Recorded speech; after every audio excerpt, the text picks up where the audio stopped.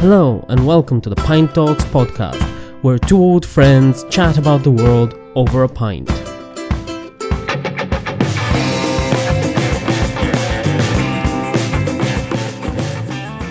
This episode is part 1 of 2 on gaming. Here we're going to discuss the hows, whys, the good, the bad and the ugly side of gaming. In the next episode we're going to be talking about the financials and the business side of gaming and esports.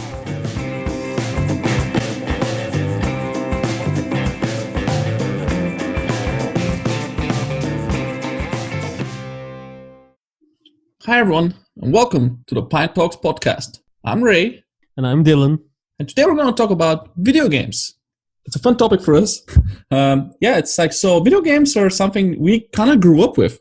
You know, when we were growing up in the 90s, there wasn't really much video games. There were some, obviously, but they were kind of on the rise for the first time. Really, graphics were starting to kick in, multiplayers and other huge advancements at that time. But the industry was still pretty new, and our parents were like, "Oh, I'm just playing video games." It's just like, but now they have grown so much. So we want to talk about them.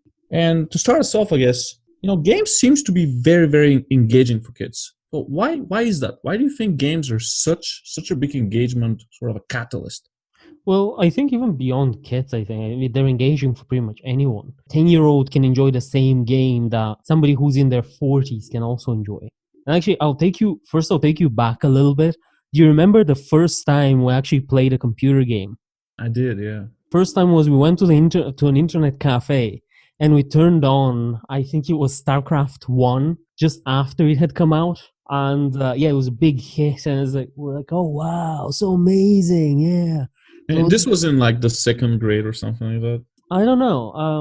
I believe it was second grade or something. I think we were 10 or something. And I think that's sort of a good representation of what kids probably see, at least initially.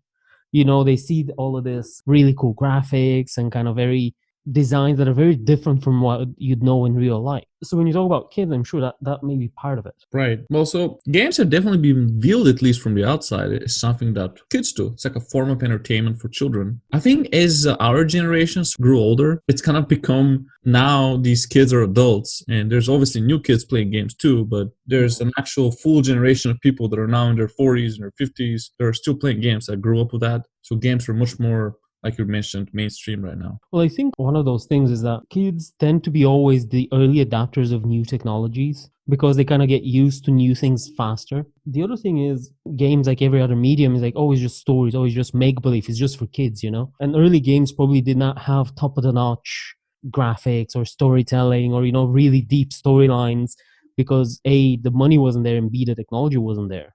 Right, for sure. They have grown really ways since we started playing those early games that a lot of the time there was no multiplayer, the graphics were like shit. there was not a whole that richness that you see today. I mean, things are so much more complex today. Like even just learning the games today, I feel like whoa, there's a lot going on here. There's all these customizations, there's all these different modes of playing it. I think it really depends on the kind of game. Some games there's games which are sort of live services, and those games basically are the same game, but the developers keep on adding on content to that game. In that case, they have continual fan bases that just continuously play the same game. You have to have enough new developments in the game to keep people engaged. So they demand even more and more and more complexity, more stories, more everything. Right. And I think beyond that, games have almost a universal appeal because of the way we view stories and the way we engage with things. As our world becomes more complicated, you invest in your education for 12, 15 years. You enter careers which are uncertain. The world is increasingly uncertain. And part of us as humans, I think we crave some sort of certainty, some kind of dedicated rules that we know we can follow, and we'll get this outcome. If we don't get that from real life, games are a really good way to get that. It's kind of interesting how when we build education systems, we kind of create these rules and these roles and these goals, very tangible, very specific sort of a goal, like to graduate from high school. There's all these rules, and as a student, you have these things you can do, you can't do, and it's much more structured than real world is. And to some extent, games are kind of like that too, right? They have the rules, They have sort of the actors inside of them, and there's a clear objective of what means the success state in a game. Or most of the time, there's clear objective. Like not all games, but certainly there is certain structure to it. Yeah, I wonder if there's some connection there of how just like kids are introduced to games very young into school that is structured very or in an early age. Like, is that structure like making people feel better? If you think about what Tony Robbins says, you have six needs, and one of them is uncertainty, and you need to be challenged, and the other is certainty. So you need to know that if you do A, B will happen. There needs to be some sort of predictability in life. So is that like for people like he's I'm not familiar with his work on that topic. So is it like people universally have these needs, like six needs to be happy or something? Yeah. So for you to sort of function well, he says you have, I think, 5 or 6 needs. One of them is uncertainty, so the need to be challenged and to grow. The other is certainty, and then there's one which is to feel important. And they're sort of useful to explain some kinds of human behavior, at least. So in this case, if you think of it within that frame, I mean, in a game, you're the player. You're the most important thing there. So your actions have major consequences for the world. In a game, you know that if you will get better as you go, and you know how your choices will impact the world. It's a controlled environment. And on the other hand, unlike maybe TV, they're not passive, they're active. In a way, they can also be more engaging than books and TV. Not maybe for everyone, but for a lot of people, they can be. For sure, yeah. No, they're definitely very engaging. I mean, there's a number of ways we can go about this in studying this, but they stimulate great engagement from people that play them because of your active participation. Some people have called it this state of hyperarousal, where they even bring you this high doses of dopamine being released as you receive awards, as you achieve sort of things in the game. And there's also like release of cortisol, which is sort of the stress hormone. So that's an interesting, also another perspective which you sort of touch on, which is you can enjoy a lot of different emotions, engage on a lot of different levels with the content in a safe environment. If you want to be scared, you can go on and you can be scared on some level, knowing that there's nothing to be scared about. It's just a game. There's some games which have really deep, very touching stories in them, which can really make you cry. I played Mass Effect 3, which is the last of that trilogy. And you have a few characters which die. The way they kill them and the way that they do it is like really good. Right. So the same way we can get attached to maybe a movie or a poem, and we can actually translate those emotions from that medium to the real life. Yeah. Absolutely, games affect us in that same way. I mean, in a way, even more, because you actually put in time to get invested with that character. You go and you talk to them actively. Right. You develop sort of you could potentially develop a deeper connection, and that's sort of both good and bad, I guess, but it is definitely powerful.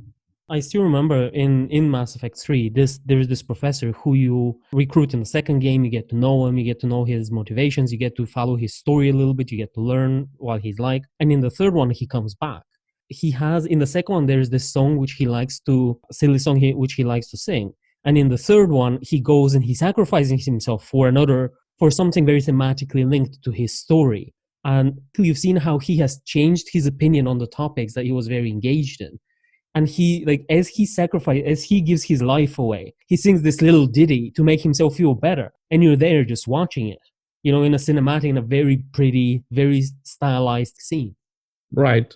I can't help but wonder about this. People usually that don't game think of them as this sort of a shallow type of content, kind of like the perception similar to like the cable TV type of thing, where it's sort of like you're brain dead while doing, there's nothing to it. But I think the things that you're alluding to is, it's a deeper story. I kind of think of it as more of an art form, I guess. I think of it as it has all the potential to have depth in it. Now, are all the games deep and engaging in that way? Not necessarily, just like, not all movies are very smart. Not all books are very smart.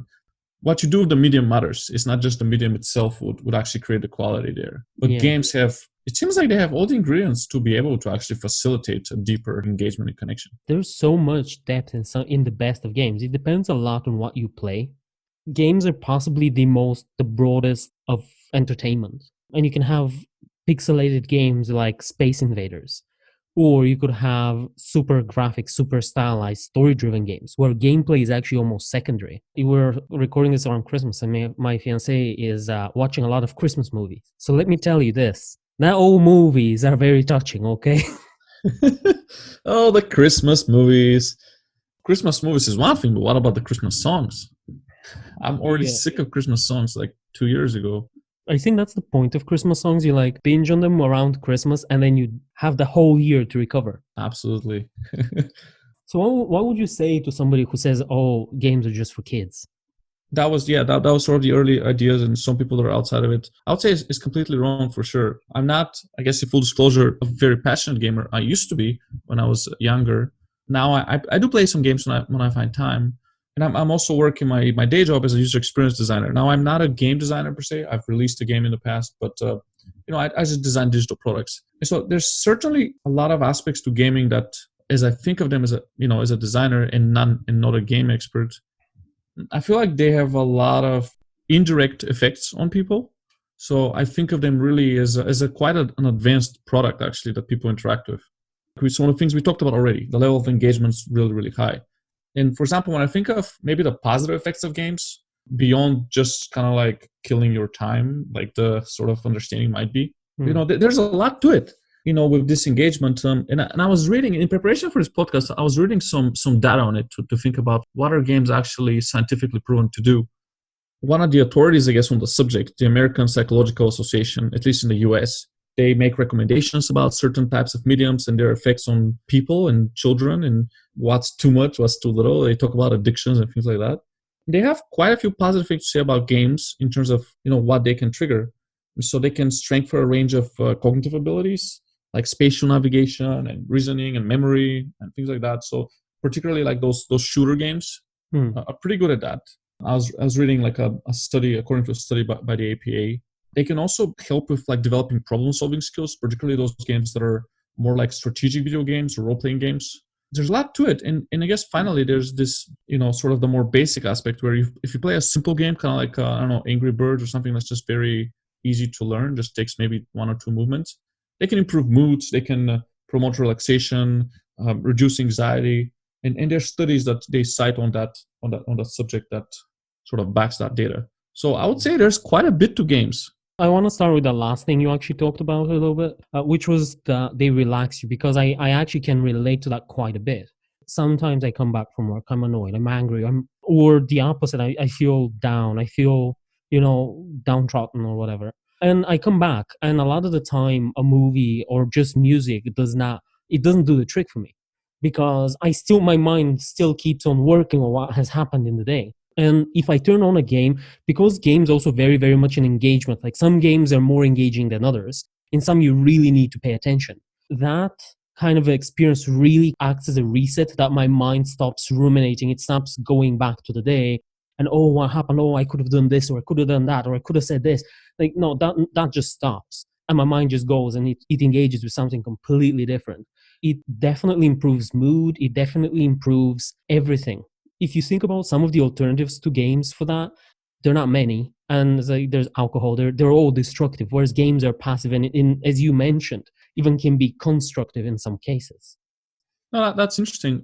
As soon as you mentioned that sort of take your mind away from all the worries and help you get relaxed, it really made me think of actually other activities that do that for me. But they're all, at least for me, they're all pretty much outdoors activities. When I go skiing, for example, I feel the exact same effect. I need to be so focused on the activity, or like when I go skateboarding, that I generally like I don't have time to worry about anything else. I'm just completely immersed in it. And that makes me feel super refreshed actually. Yeah. Like after I'm done skiing for a few hours, I'm like, whoa, like that's so my brain was actually focused on one thing and not worrying about 30 other things. It seems like you're experiencing a similar thing with games. Yeah, absolutely. And because the thing with a lot of these outdoor activities, you need to plan. I mean, most people, okay, some people, if you live in the mountains, maybe you can just go skiing. But for the majority of people, they need to go away to ski, or maybe skateboarding is a little bit different. The gym can be something that does that for people. Like a lot of people like going running when they're annoyed. The thing about gaming for me is that it's always there, it's always available. Once you pay for the game, most games are fine, as in you don't have to repay. It doesn't depend on other factors. Like the weather doesn't matter. I can be injured. I can always sit there and play a game, and it doesn't matter what time of day. It doesn't matter where I am, so long as I have my computer Sure, with. yeah. Makes them very flexible, very accessible. Yeah. for all kinds of contexts and all kinds of places for sure. You can be on a flight, you can be Yeah. anywhere. But yeah, I've also heard the same things that you were talking about, especially visual acuity and hand to eye coordination. First person shooters especially develop, like things like Counter Strike or Call of Duty. The other thing being strategic thinking, So StarCraft, for those are example. the popular games, shooters, Counter Strike. Yeah. Well, there's some of them, yeah. The other thing is, for example, people who play a lot of StarCraft 2, and they've used StarCraft 2 as a good game for this, they can do an insane number of actions per second. I think it was something like 2 or 5 or 10. I don't know. I actually And need to for look those in the audience that don't know what a StarCraft is, it's a strategy based game where you control sort of your own little minions, a little world, and you build buildings, and so you have to do a lot of multitasking and kind of like managing like many things at the same time. Yeah, it's what you call a real-time strategy. So you have to control your forces, and they have skills and that you need to activate from time to time, and at the same time control your economy, which is completely different. The best StarCraft players can do a ton of actions, and their brain is very agile and very acute. Yeah, I mean that definitely coincides with the studies I read around these strategy games. It seems like there's something there for sure beyond the killing time or whatever it is. I think most normies, so the general population who engage with games, are maybe familiar with things like Candy Crush or maybe some shooting games, and they just look kind of maybe pointless and silly to them. And a lot of the popular opinion, I think, comes from that.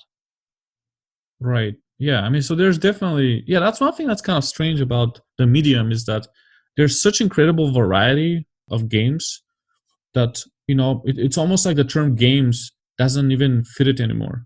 Like there's so many different games. Like it's hard for me to compare a small, mobile game that you can learn in like 5 seconds that you play with one finger versus a pretty complicated strategy game that takes has a learning curve, involves multiple other players, and has all kinds of aspects to it.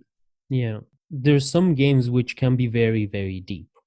For example, a very good recent game, which is sort of controversial, but we'll talk about that at a later stage, is Cyberpunk 2077. Basically, you play this mercenary in the world, and in this futuristic cyberpunk future, right? In the year 2077, and you can go around, you can do various tasks, and depending on those tasks, people can like you or dislike you, and then depending on how much they like you, you might get more tasks or different tasks, or they might go after you, and you have reputation with the police, and you have reputation with, there's 5 or 6 different gangs, and then you have reputation with the corporations, and then you have reputation with all different kinds of, and depending on all of these, you get different interactions, you get different texts, you get different storylines. So it can be very varied, and it can be hundreds of hours of gameplay just in the one game. So you mentioned that there's a lot of games and there's very big variety, and also in terms of engagement. So can you just say a few, like sort of make a list or something of types of games and maybe a brief description? Sure, yeah. So there's a lot of different types of games. There's the strategy games that I mentioned earlier, where you sort of control like a bunch of little people, and typically, that's one kind of strategy games. But in general, you control many moving pieces, and you sometimes build things, but you have a lot going on, and you're sort of the god or the master of it all. Yeah. Then there's the first-person shooter, where you generally see the world from your sort of eyes or camera view, and you can shoot people. There's races, there's sports games, like you can play soccer, basketball games. Then there's these kind of like, I guess, arcade games where you have, maybe you kind of, I don't know how to describe an arcade game. Usually it's like a smaller, simpler game. You maybe move one character, or you kind of like change the world a little bit. But it's generally you can play those games with like maybe one finger on a phone, or maybe just like a mouse and 2 keys. So those are kind of like more casual games. There's like fighting games. So there's like so many genres. Like Yeah. anything else I that I'm missing? Yeah, so I'd also add to those RPGs and MMORPGs. So RPGs, role playing game, where you control a character. Usually, the one character, it can be first person, so you see through your eyes, or third person, so you see the entire person. And you go through the world, gain skills, change your stats, and they're about character building. And then there's multiplayer version of that, online multiplayer, so MMO versions of that, where you play with thousands of other people, which changes the dynamic of the interaction with the game. Then there's also explorer games, survival games, and a few would be Subnautica, for example, or No Man's Sky, where the world you are in a world which tries to kill you, and your goal is to survive. There's sandbox times games which don't technically have an end. They may not even have goals. They sometimes just drop you in the middle of something, and you just have to do whatever you want.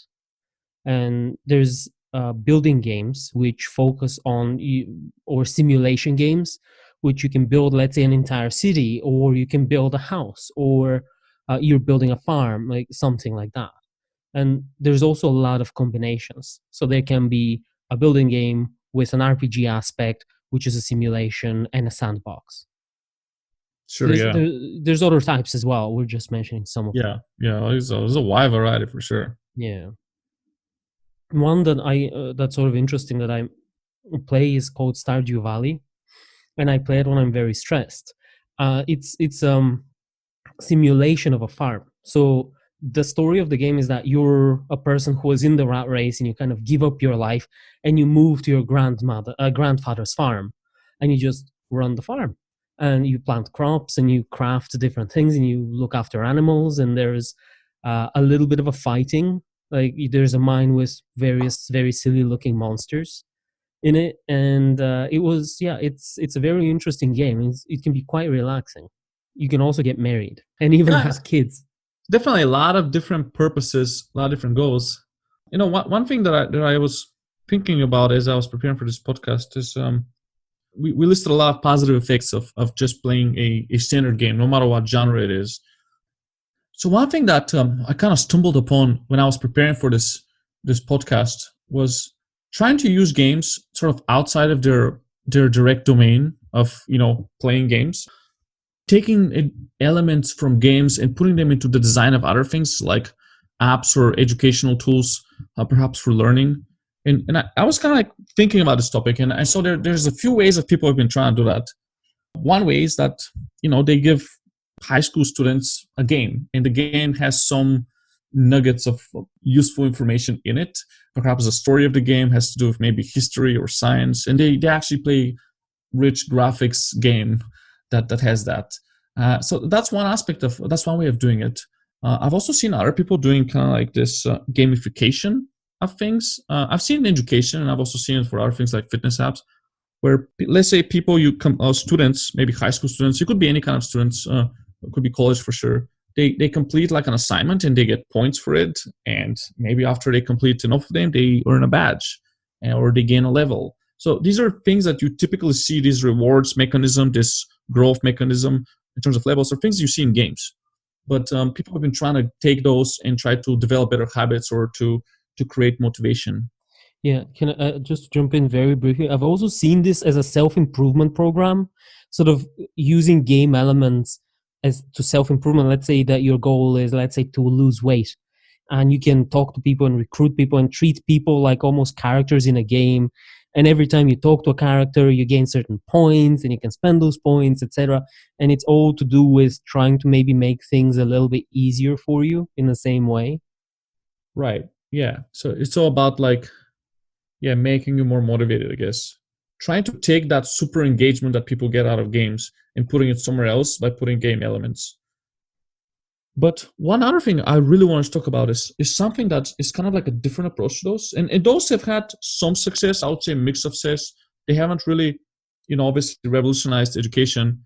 They've been applied effectively in certain very specific cases. One that's actually pretty cool is the app called Duolingo for learning language, where they gamify the whole language learning experience. Like there's this character, there's this owl that kind of like talks to you and encourages you and kind of says, "Good job." There's like streaks, and so there's this whole thing to motivate you. And actually, what I found about it, I tried to use it for a few months, and it's actually quite nice when you're keeping up with things. It really gives you like that boost and that streaks, and you want to keep them. But as soon as you fall off the wagon, it's actually super annoying, and it makes you feel bad. It's like, oh man, the owl's like bugging me, and I keep getting notifications. I'm not doing it. So eventually you have to shut it off because you're like, oh my God, I feel so bad about this. I'm getting depressed about this. Yeah. I have also I forget the name of the app. I had a similar language app which did something very similar. So and you have like aliens in different levels, and I think the biggest thing for me that I found is that increased my engagement was the competitive angle to it. And I think there's also some apps which are about walking or fitness, etc., that take advantage of the competitive level of things. Like, oh, here's what your friends, here's how you compare to the average score for the day. Oh, here's the weekly averages and all that stuff. And I think that can increase engagement a lot as well. Yeah, I mean, as human beings, we compare ourselves to others all the time. So that kind of feeds into that sort of a feeling.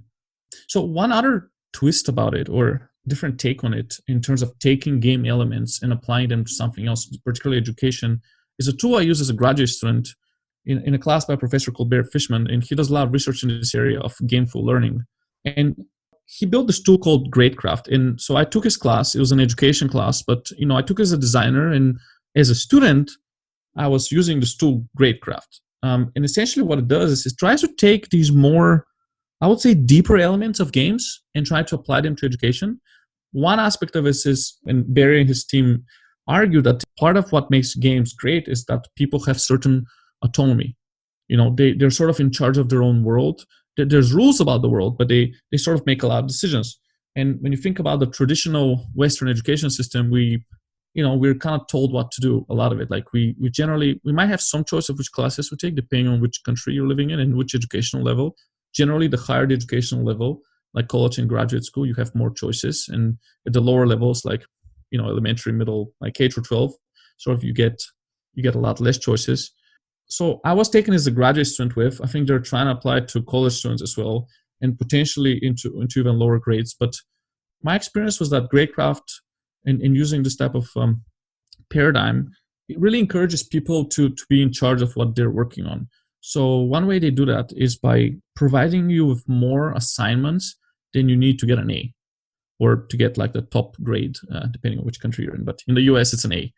Essentially, if you need to complete, let's say, 7 assignments and get a decent score on them to get like the top grade A, maybe they give you like 12 assignments, or they give you 15 assignments. That way you actually choose which assignments you take. And that gives you flexibility both in the types of assignments. So maybe you kind of develop this, what they call like a micro specialization, or you can also take the types of assessments. So maybe you take tests. So you actually take the project work. That's one aspect of this tool, that it lets you really choose your things that you want to go for. And that's like a game element. So I am in the education system. I've taught classes on high school and especially on university level. I know of these tools, I've heard of them, but I'm honestly kind of negative on them. I don't think that they would see widespread use, or even if they do see it, that it's a good thing necessarily. Now, I'm not super knowledgeable about them, but I am sort of familiar. And the reason I would say is, one is that, let's say that what you said, for example, what is if you need 9 assignments but you need to do 15, so they give you 15 but you need to do 9. I mean, then somebody has to actually write those 15, so that's a lot of work for somebody, which maybe if you're in some departments that's doable. But if you're in the hard sciences, education is actually one of probably 6 other activities you need to do, which are about equal or greater in terms of how much time they take for you. And the other aspect for me is that what we said before, which is you have all of these apps that try and gamify it, and if while you're trying to stay on it, they engage you. But if you fall off, it actually has the reverse effect. So you kind of get annoyed, and it's more depressing for you. And I think for a lot of people, like some students will probably be fine, but some students would be like, they would want to complete all 15, like not only 9. So it could have also the opposite effect for some people. I think how you take it would really depend on the kind of person you are. Preschool, primary, secondary, even high school, it would be more interesting. But for tertiary education, I think because information is so abstract, a lot of the time, unless you sit down and learn it yourself and take responsibility for it, it's borderline impossible. What is impossible? Well, it's impossible. You can teach 1 + 1 is 2. That's relatively a simple piece of information. You can remember that as a let's say elementary school student, but as a college student or a graduate student, the type of information you need to remember is very abstract. So unless you sit down and try and understand it for yourself, like you can still remember the information, but if you don't So I understand don't it, understand how that's related, I guess. Like, what's the problem with having, so far I've just shared one aspect of it, having yeah. more assignments. So how is that problematic when the information is more abstract? Well, I think the more abstract information, the more difficult it would be to apply game aspects to it. Oh, I see. Basically, what I'm trying to say is there's going to be a lot of work in making programs this way, but the gain I don't see as very great. It's especially at the university level. Like maybe at lower levels, you may be more because of the increased engagement and more simple information. So for me, I'm kind of questioning if that kind of strategy would work on a widespread basis. Like I'm sure in some fields it would be great. Just I'm not sure how wide it would be. Yeah, I mean, that's an interesting question of how much to apply that. And there's other aspects to it too, where you start with 0 points and you sort of earn points for each assignment, as opposed to starting with kind of like 100% and then your average goes down with each assignment. That doesn't go well. So it's kind of like it reinforces the concept of you achieving stuff with every assignment. So I'll say at least with this tool, it's not necessarily super gamified, or it's only more like, okay, you kind of choose what assignments you want to take and you earn points for each, and you have achievements on the way. It's not necessarily changing fundamentally how you learn, really. It's more on the outskirts of it, I guess. So if something is hard to learn, it's still going to be hard to learn using this tool. It's not going to make it easy to learn. Yeah. um, So but at least it makes you feel more in control. it's more like using human psychology in a better understanding of human psychology to give you a helping hand in how you learn and to provide you with some motivation maybe.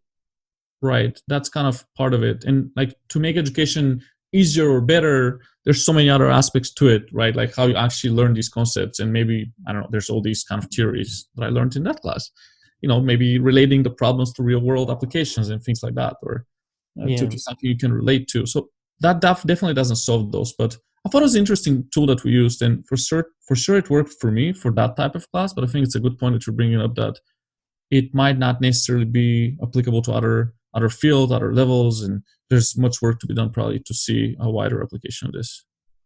Yeah, a sort of related topic I think is the use of games that already exist or similar games to also help teach certain skills to certain people. And I'm not super knowledgeable in this. I just heard a few talks about it. But for example, using a first-person shooter such as Counter-Strike, for example, to improve hand acuity and dexterity and to improve reaction times, which may be interesting for some of the newer applications like a fighter pilot. Like you have a lot of these drones which are controlled remotely. Those controls are similar to games, etc. Or just people who, for some reason, need help with either tracking of objects on a screen or more better hand-to-eye coordination. So some of this definitely sounds pretty niche. How many fighter For pilots are sure, there yeah. in the world? For sure, I can relate to the tracking objects on screen. It's actually a health condition I developed like last year, where I don't know why it happened, but for some reason my brain had a hard time tracking fast moving objects. After one day I was at the bus and I got out of the bus and I was dizzy because I couldn't handle the world around me. Mm. And so I would say I'm probably 90% cured now, but not fully even. So sometimes I'm still aware when I see like a fast moving camera in a movie or something like that, or a lot of objects. What I had to do for that, I did a therapy where, to improve to I guess help my brain remember how to track fast objects, I had to track fast objects. So what I did Wow. is it was like games. They were not exactly the games I would normally play, but there were specific games where things were kind of moving extremely fast throughout the Yeah. screen, or progressively fast, and as you kind of gain levels. And so that was actually very useful for me. And it was pretty much the only way you could consistently practice this, because there's very few settings in the real life where consistently you get these fast moving objects and you can kind of like decide on the speed yourself or the number of objects Yeah. yourself. So that was actually super useful. So I will tell you, basically what I heard this is there's a TED talk about it, and the woman who gave the TED talk talked about how first-person shooters specifically engage that, and the way she showed it or highlighted is you have, let's say, 9 yellow dots and 1 blue dot on the screen, and they move in sort of a random fashion. and you can follow the one dot, and then she puts two blue dots, so you can follow the two blue dots, and then at some point, at some level, you follow like five blue dots at the same time, and they're moving faster. And they've shown that people who play a lot of first-person shooters, they can follow those dots, no problem, but the regular people have no chance. So if you're very much into these kinds of games, you get a That's lot what I should do. better. Sorry? I should play some first person shooters in. That Yeah, sounds like the thing for me because I was following a lot of dots. That's yeah, exactly what I was doing. I was following dots, and I added more dots, and they were faster dots, and they were like moving weird dots, and yeah. that Because was kind of like this if you this therapy that I think did. if you think sort of the level of where what you're doing is you're looking at for changes in the screen, right? You're looking for changes on an image, and first person shooters, a, have a high level of engagement, and b, sometimes you need to pay attention to 5 or 7 enemies at the same time which move randomly across the screen. So, and you need to have really fast reflexes to be able to shoot them but not get shot. Especially in there's a lot of battle royale or shooters like that, which are very which would develop this very much. Can you Or explain what's a battle royale? so battle royale, you get like 10 people and everybody can shoot everybody else. So it's whoever survives. It's sort of like Free the for Hunger all Games. survival shooting, right? So there's a lot Yeah, going on. yeah. So that's one option. Or the other is something which is a bit more, for me, is more engaging, which is some games which are a bit more story driven. You get situations which are very tense, and you might get enemies which kind of pop up. So it's kind of has a little bit of a tense horror element to it. For me, that's even higher engagement because I need to be on my guard at all times. Yeah, so I have a similar experience to you as well. I get car sick, I get motion sick, and I have all my life. I am actually now better than when I was a child. When I was a child, I couldn't even get through 2 hours in the bus without getting sick. And there's some games like first and third person games can help with that, or at least help me. Where if I'm playing it, sometimes I can play it first for an hour, but then as I get more into it, play it more and more, that time actually increases. So sometimes you can get to a point where I don't get motion sick at all. It's one of those things that you need to keep up. Like Well, you that's need to very keep on interesting playing. because I should totally try playing games to help my condition. You know, as I said, I did a bunch of this therapy and it mostly got fixed, but I would say I'm still not as good as before. And the problem is because I got sick of the therapy eventually. You know, I kept doing it and, you know, it's not very engaging, but a game, maybe I can use that as and I'll report back to the podcast, see in a few months if if Yeah, games have worked to help me with that for sure. we should start playing some kind of first person shooter. I wanted to also talk about, you know, we talked about the positive things, we talked about other applications of games, but clearly there's some truth to why there's this negative reputation of games. I mean, it's pretty widespread. And maybe we can talk a little bit about potential negative aspects, whether they're real or myths, and you know, maybe we can dive into that a little bit, sort of the negative side of gaming or the dark side of gaming. I want to talk about addictiveness, which is kind of like up in my domain as a digital product designer. I'm kind of You're the afraid of drug creating dealer. the drug dealer. Yeah, it's you know, a lot of designers have been accused of creating addictive apps and things like that. There's definitely some truth to it. I wanted to take a popular game, Fortnite. It's one of the most popular games. Of course, you're gonna go with Fortnite. Yeah, I'm gonna go for Fortnite. It's one of those battle royale games, which is really there's multiple modes for it, but I'm not gonna go into the details of it. But one of which, a popular one, is where a bunch of people just trying to kill each Well, other I in an think it actually arena. would be interesting to say sort of a few words about it. Sure, But go ahead. it's a quite an interesting game. It applies several. You can see that there's been a lot of exactly what you do, so designing in the back of it to make it more engaging, and the business side of it is very interesting. It's very kind of bright and colorful game with a lot of very eye popping costumes and skins. It has a building element to it, and it's, as you said, it's a battle royale. Unlike a lot of games in this genre, it's first of all it's third person, which usually they're first person, and second of all, it's very colorful. Like you can see that it's meant more for a younger audience than most of these games, and it's a lot less realistic than a lot of other games.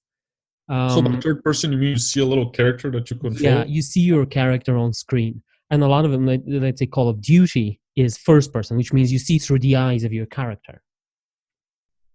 Yeah, so as I was thinking about this topic, I kind of put it through a popular framework for addiction in terms of addictive design. It's called the Hooked framework, developed by Nir Eyal, and he's Very an catchy author. name. But Sorry. yeah, I'm sure I butchered the name, by the way, as well. He's a this American behavioral psychologist. What's the name Uh, again? Nir Eyal, or Eyal. I don't know how to pronounce it. Eyal is the last name. It's a great guy, but the name's hard to pronounce for me. And so he wrote this book called Hooked, which kind of puts it in a very sort of a simple, accessible way of these behavioral frameworks for how to create addictive products.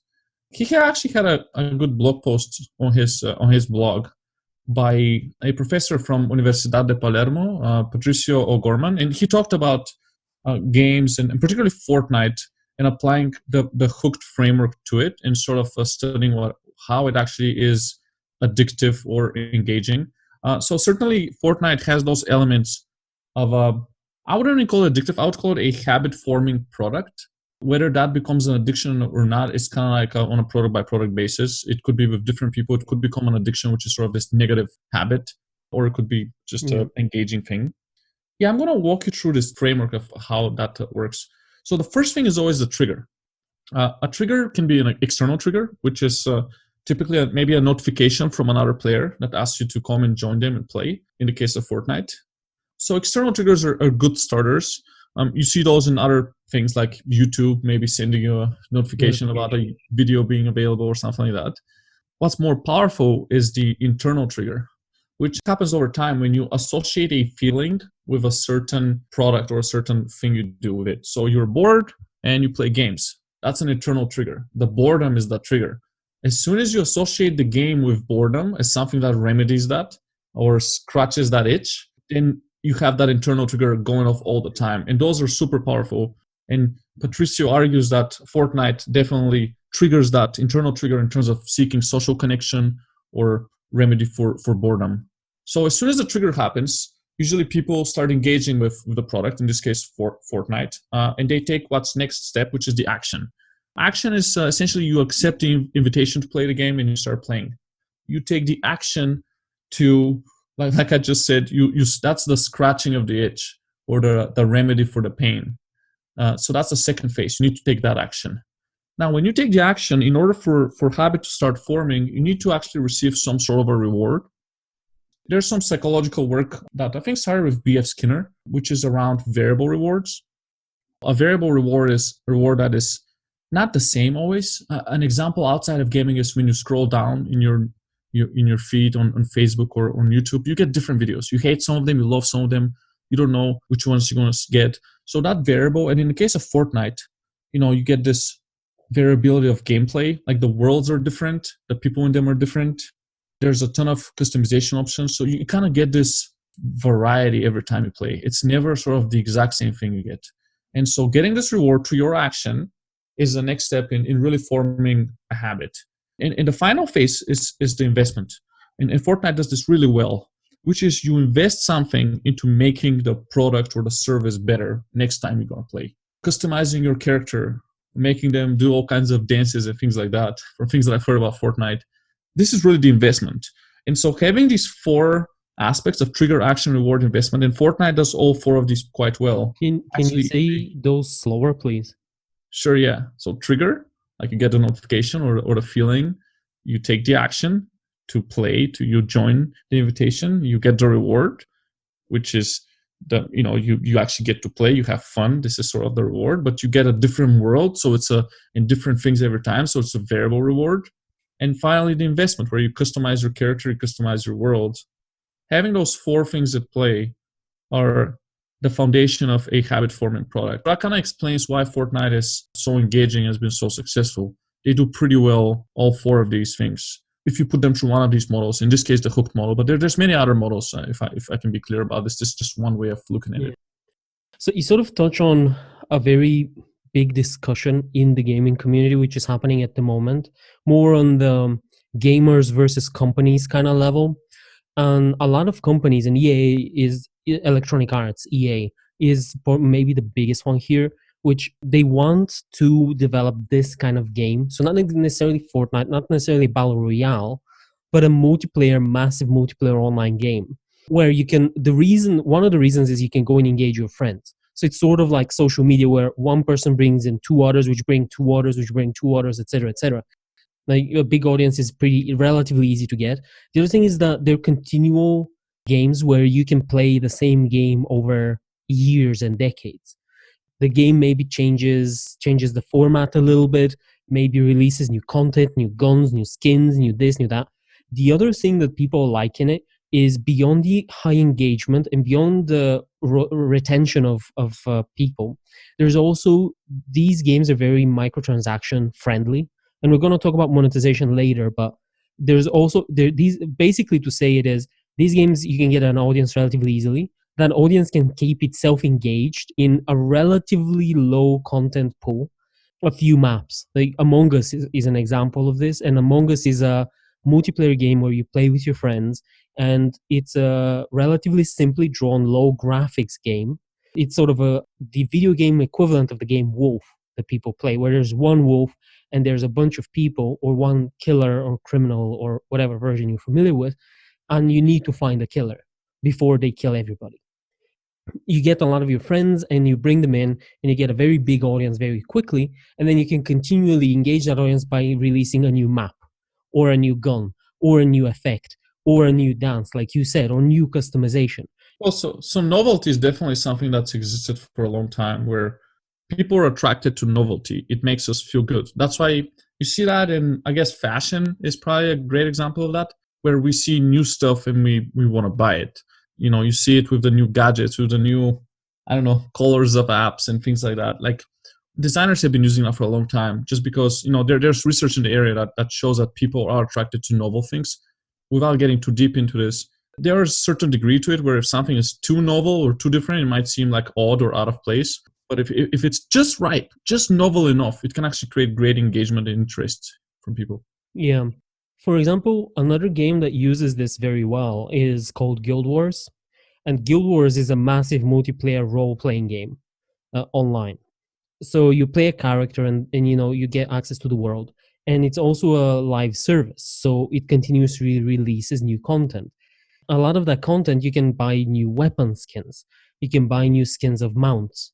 And that's what they release a lot on. Let's say every few months or every month or two, they release a few new skins, making sure that you keep on playing the game. Yep, makes sense. Yep, old and proven strategy, and it works. I think addiction, though, is something a little bit, and I want to touch a little bit more on the definitions of addiction, because I think that may not have gone through. Which is, there's very specific definitions if you are addicted to gaming, because there's also the concept of being addicted to gaming in general, as opposed to a single game.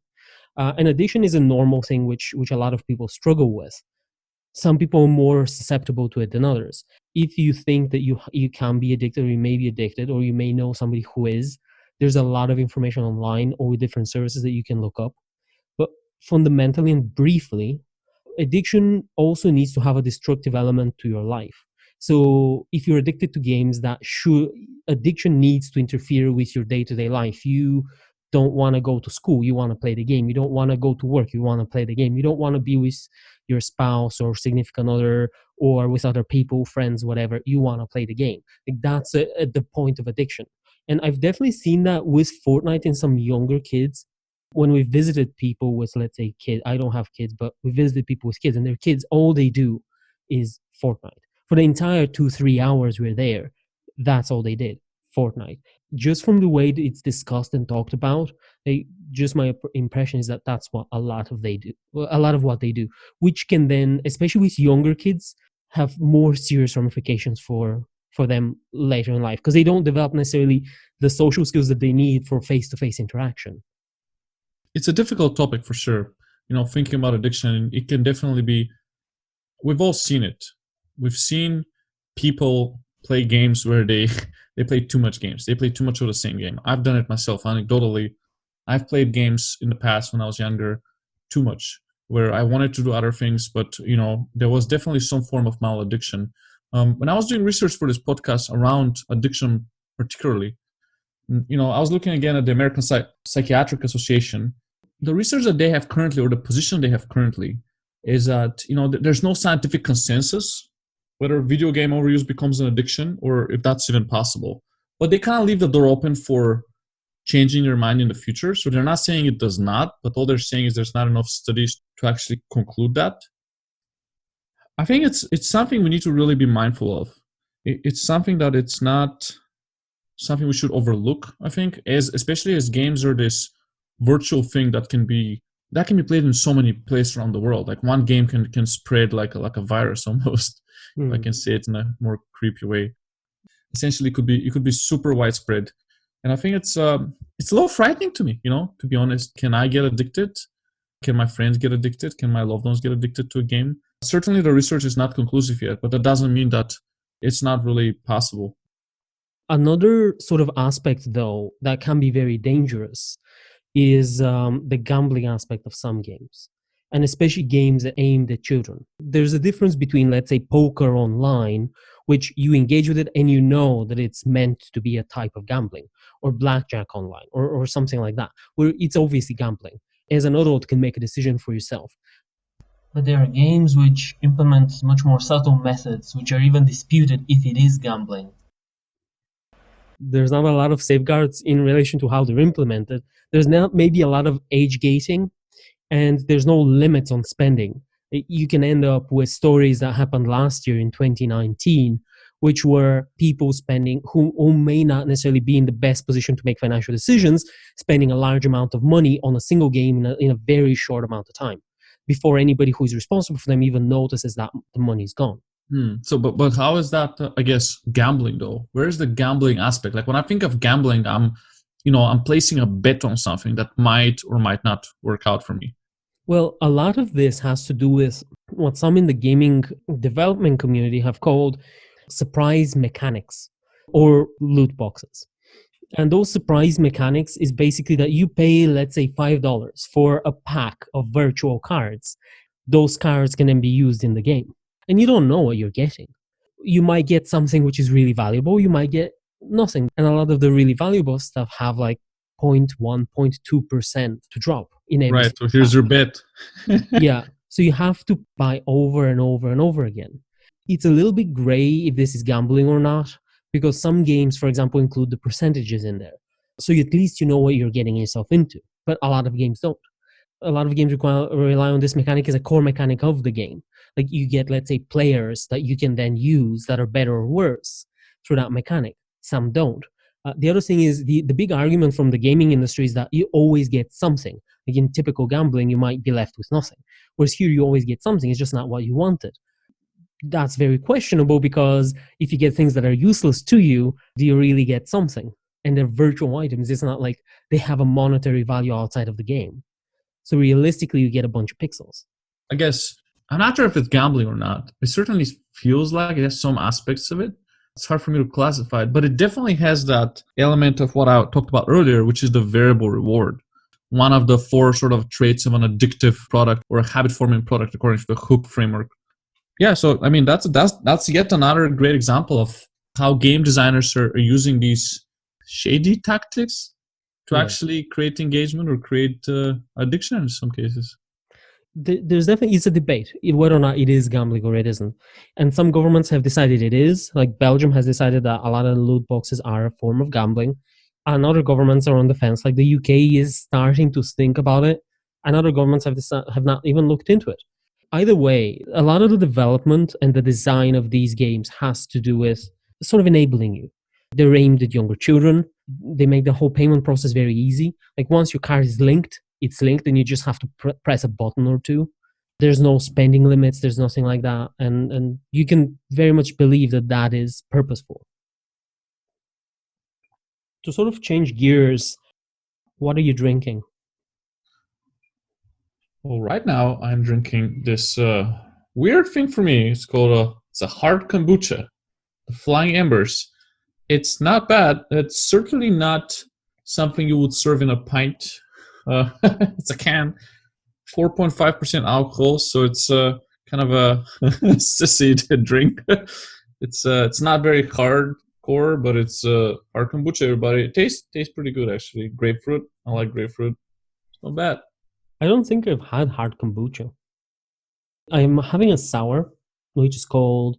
I pretty much only drink exclusively craft beers, so you know that I am pretentious.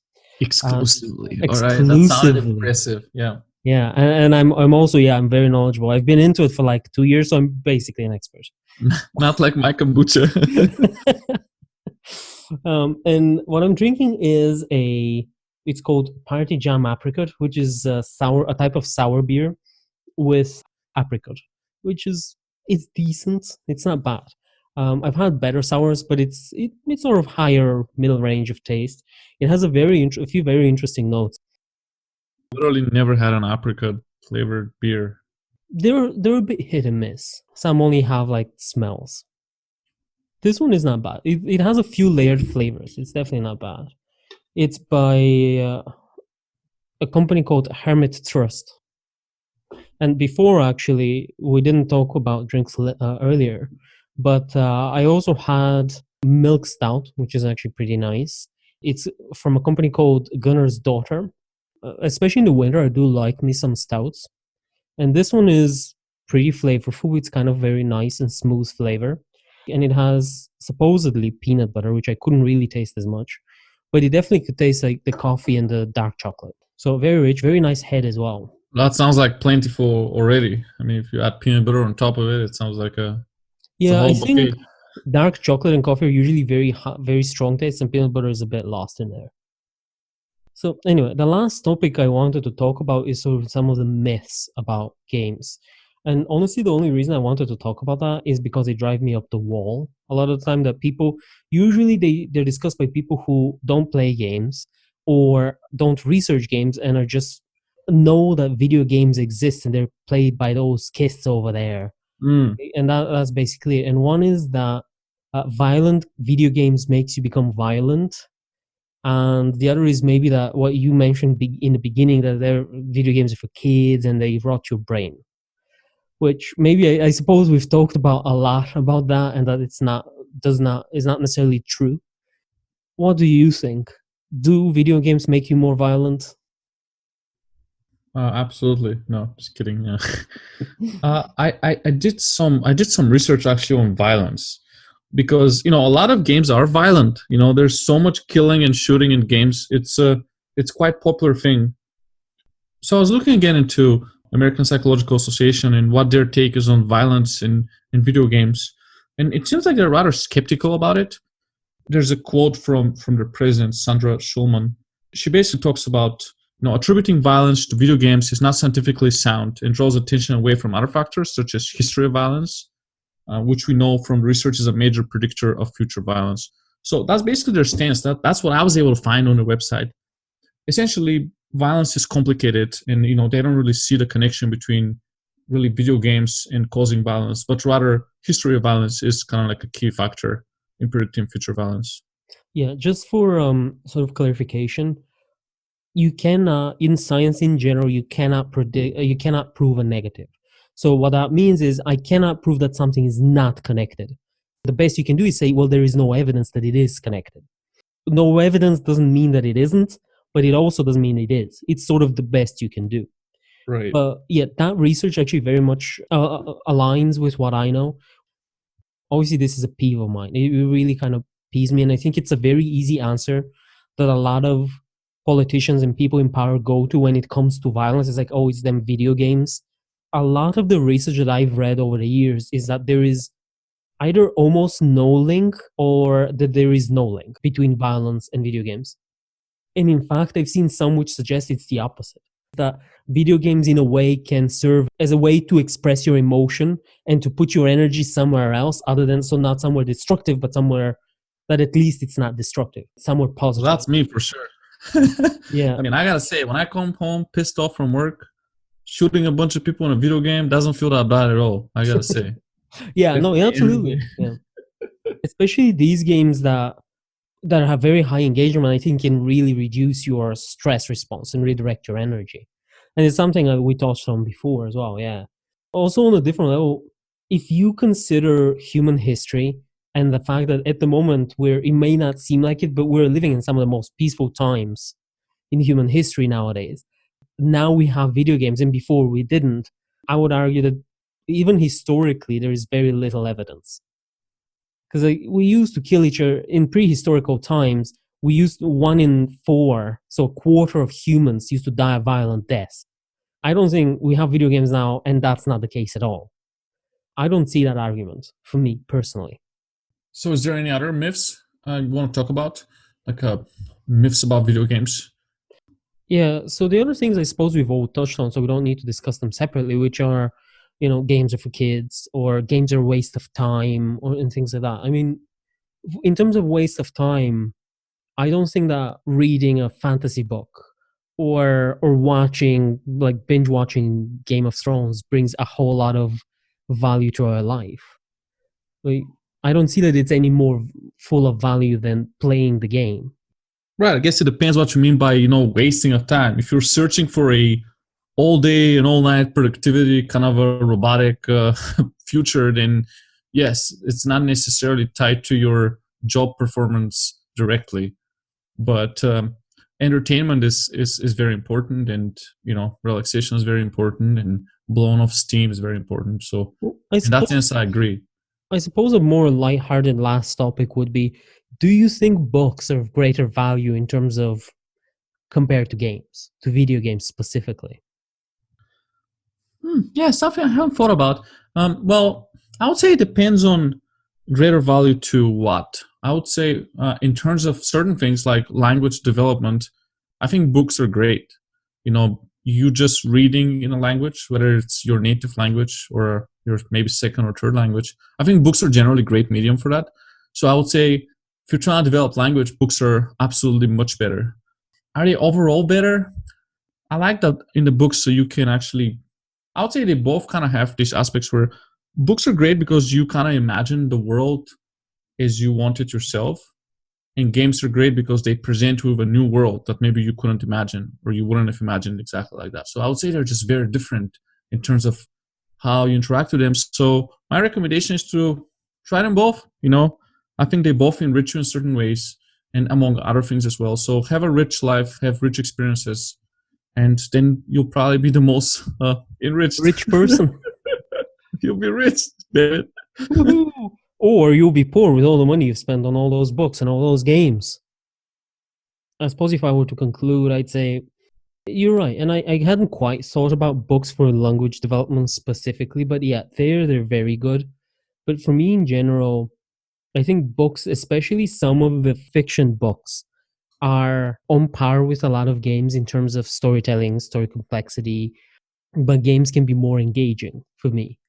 Yeah, there's different places. There are different types of medium in a way. They're both entertainment, but they have different roles. Maybe having a mixed diet of entertainment would be best for everyone. I think this is where we can conclude and we can say, look out, this is part one of a two-part sort of podcast where we're going to be talking about gaming, but we're going to look at more the business side of gaming and types of monetization. We're also going to be talking about esports. So you're interested in that and you're interested to hear some more issues in modern gaming, stay tuned. That will be coming up shortly. Thanks for tuning in, everyone. If you like what you heard, don't forget to rate us, like and share. You can also follow us on Facebook and Instagram, where we are at Pine Talks. From the whole Pine Talks team, we hope you have an awesome day.